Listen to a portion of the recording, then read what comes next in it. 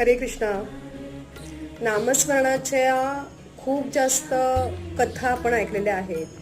सगळ्यात महत्वाचं नामस्मरणात लक्षात ठेवण्यासारखं काय आहे माहितीये?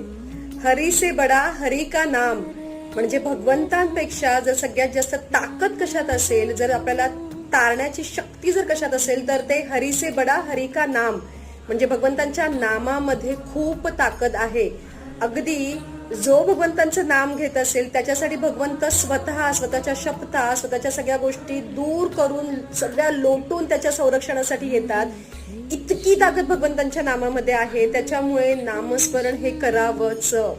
सुरुवातीला काही दिवस स्वतःला पुश करावं लागेल, अगदी म्हणतात ना ते मारून मुटकून बसवावं लागेल स्वतःला. पण एकदा ती गोडी निर्माण झाली की तुमचा दिवस नामस्मरणाशिवाय कधीच पूर्ण होणार नाही. इतकी गोडी नामस्मरणात आहे. आज एक माळ करून बघा.